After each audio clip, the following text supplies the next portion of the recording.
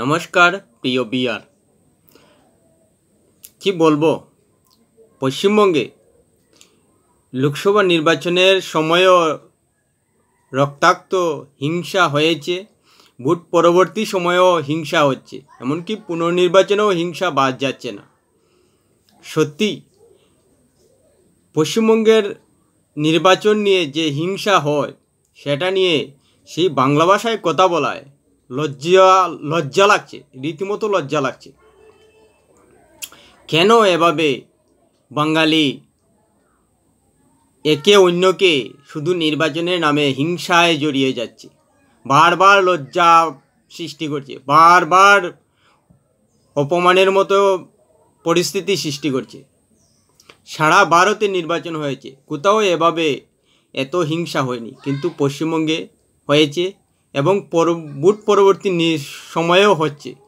পশ্চিমবঙ্গের মানুষ আতঙ্কে রয়েছেন, কখন কি কার যে হিংসার শিকার হতে হবে সে নিয়ে আতঙ্কে রয়েছেন।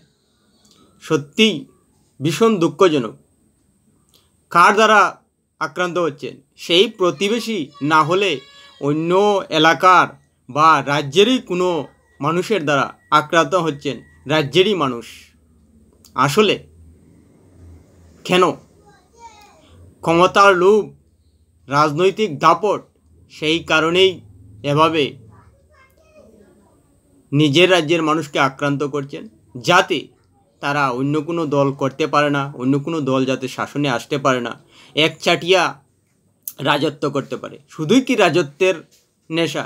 না, রাজত্বের নেশা না, ক্ষমতার লোভ, অর্থনীতির লোভ, টাকার লোভ, যার কারণে সেই টাকার কাছে বশ্যতা স্বীকার করে এলাকার মানুষকে, নিজের গ্রামবাসীকে আতঙ্কিত করতে, ক্ষতিগ্রস্ত করতে, রক্তাক্ত করতে বিবেকে এতটুকু বাধে না। আর সে নিয়ে বারবার অভিযোগ উঠছে শাসক তৃণমূলের দিকে। সত্যি অর্থে বলা যায় সেটা শুরু হয়েছিল বাম আমল থেকে। আর সেই যে রক্তারক্তির ঘটনা, হিংসার ঘটনা রাজনীতির চিত্রে ভেসে উঠেছিল, এখনও অবিরাম চলছে পশ্চিমবঙ্গে, যা খুবই দুঃখজনক। আর সারা বাঙালিকে লজ্জিত করে পশ্চিমবঙ্গ সারা ভারতবর্ষের সামনে। কিন্তু পশ্চিমবঙ্গের মানুষ, বিশেষ করে শাসক দল, রাজনৈতিক লোভে, অর্থনীতির লোভে, ক্ষমতার লোভে, রাজনীতির দাপটে সেই লজ্জা, সেই সম্মান কিছুই দেখছে না, কিছুই বুঝছে না। শুধু ক্ষমতা লাগে, শুধু দাপট লাগে, তাতে নিজের রাজ্যের মানুষের যে প্রাণ যাচ্ছে, রক্তাক্ত হচ্ছেন, বিন্দুমাত্র তাদের চিন্তা নেই।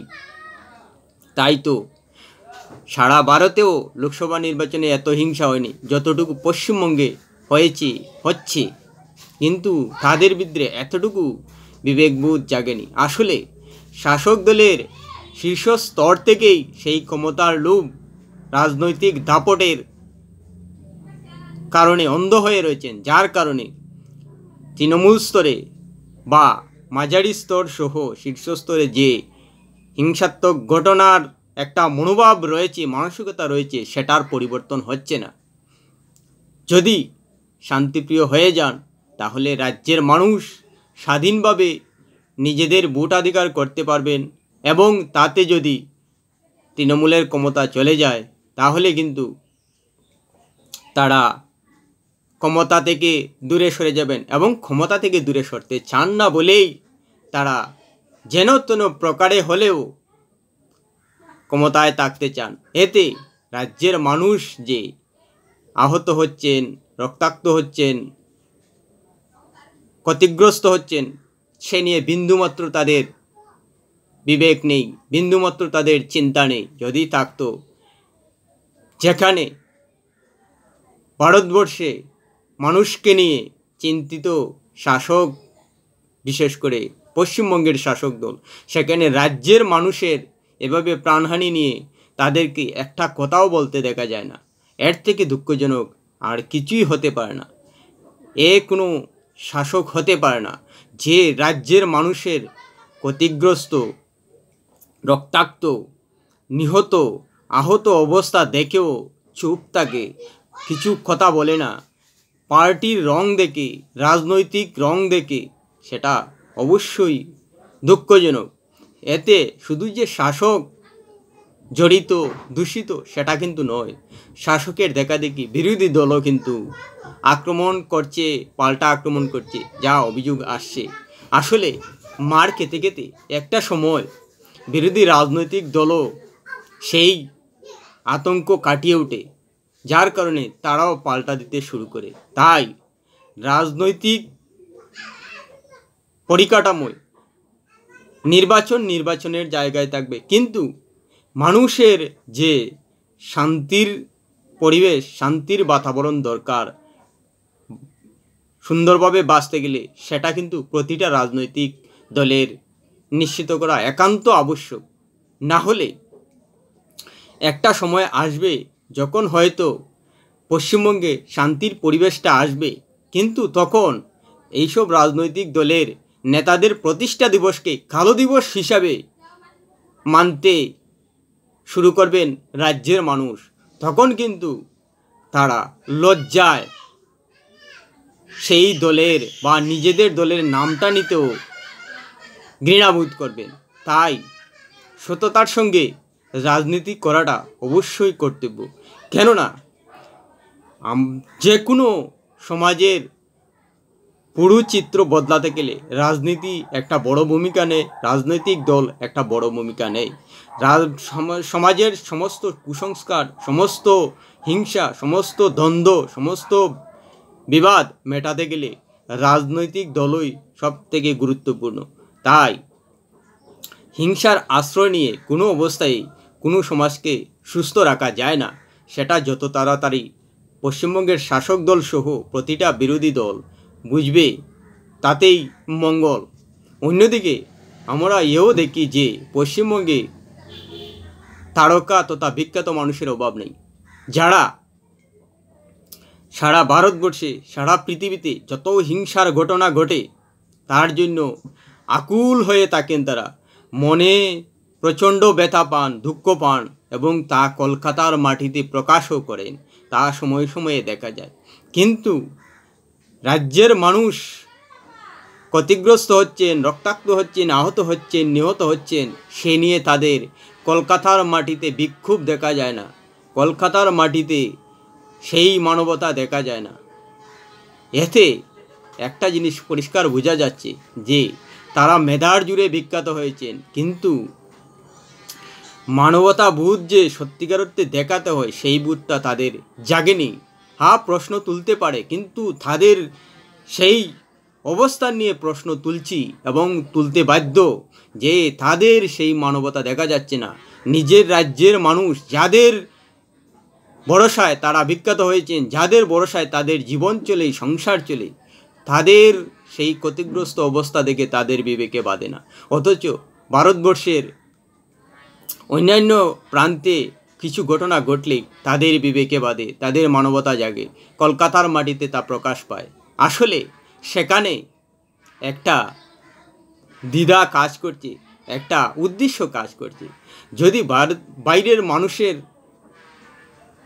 অত্যাচার দেখে বিবেক দেখান কলকাতার মাটিতে, তাহলে সেটা একটা বিরাট প্রচার হয়, সেটা একটা ভারতবর্ষের বুকে প্রতিবাদের মুখ হয়ে দাঁড়ায় এবং জনপ্রিয়তা আরও বাড়ে, যার কারণে তারা সেটা দেখান। কিন্তু রাজ্যের মানুষের সেই ক্ষতিগ্রস্ত অবস্থা, রক্তাক্ত অবস্থা এবং বিভিন্ন বিপর্যয় অবস্থা দেখে যদি প্রতিবাদ করেন, সেটা রাজ্যের মধ্যে থেকে যাবে, বাইরের মানুষ জানতে পারবে না, যার কারণে তাদের বিখ্যাত হওয়ার পরিস্থিতিতে আরও বিখ্যাত বিষয় যুগ হবে না, যার কারণে তারা রাজ্যের সেই চরম অবস্থা, সেই বিশৃঙ্খল অবস্থা, সেই অমানবিক কর্মকাণ্ড দেখেও তারা নিশ্চুপ, একেবারে চুপ, মুখ বন্ধ, কোনো প্রতিবাদ নেই। তাদের এই অবস্থান দেখে মনে হবে যেন তারা প্রতিবাদ জানেন না, তারা কোনো প্রতিবাদ করেন না। কিন্তু যদি বর্তমান পশ্চিমবঙ্গে যেসব রাজনৈতিক হিংসা ঘটছে সেগুলো অন্য রাজ্যে ঘটত, নিশ্চয়ই পশ্চিমবঙ্গের বিখ্যাত মানুষ, মেধাবী বা শিল্পী সত্তা, যে প্রতিবাদ কাকে বলে সেটা অবশ্যই দেখিয়ে দিতেন। সত্যি এ নিয়ে ভীষণ লজ্জা লাগে, আশ্চর্য লাগে এবং দুঃখও লাগে যে শিল্পী সত্তাও এভাবে পরিস্থিতি বুঝে নিজেদের বিবেককে প্রতিবাদী সত্তা বানান এবং প্রতিবাদী সত্তাকে চাপিয়ে রাখেন। অন্যদিকে রাজনৈতিক দলের কথা তো আর বলেই নেই। রাজনৈতিক কর্মকাণ্ড বাম জমানায় যে শুরু হয়েছিল রক্তাক্ত হিংসার রাজনীতি, সেটা ক্রমাগত একের পর এক যুগের পর যুগ চলছে, বছরের পর চলছে। নির্বাচন আসে, নির্বাচন যায়, কিন্তু রাজনৈতিক হিংসা, রাজনৈতিক বদলা, রাজনৈতিক জিজ্ঞাসা এতটুকু কমে না, এতটুকু কমছে না। সেই লোকসভা নির্বাচনে কেন্দ্রীয় বাহিনী সচেষ্ট হয়ে যথেষ্ট শান্তিপূর্ণভাবে ভোট করেছে, কিন্তু ভোট পরবর্তী হিংসা দেখে সত্যিই আশ্চর্য লাগে, লজ্জা লাগে এবং দুঃখ লাগে যে পশ্চিমবঙ্গের মানুষ কোন রাজ্যে বাস করছেন, যে শুধু নির্বাচনের জন্য তাদের এক আতঙ্কের মধ্যে জীবনটাকে বা সময়টাকে অতিক্রান্ত করতে হচ্ছে। হয়তো একটা সময় আসবে, কিছুটা শান্তি আসবে, কিন্তু সেই ভোটের ফলাফলের আগে বা পরে যে একটা অস্থির সময়, একটা অশান্ত সময় এবং জীবনকে বা প্রাণকে হাতে নিয়ে চলতে হচ্ছে, সেটা যে কোনো নাগরিক জীবনের জন্য খুবই দুঃখজনক। এ নিয়ে বলার ভাষা নেই, নেই, একদম নেই। পশ্চিমবঙ্গের মানুষের সেই দুঃখজনক ঘটনা প্রথম সারির বিখ্যাত ব্যক্তিরা কবে অনুধাবন করবেন এবং কবে তাদের জীবনে শান্তি আনতে সচেষ্ট হবেন, সেটা একমাত্র সময়ই বলবে।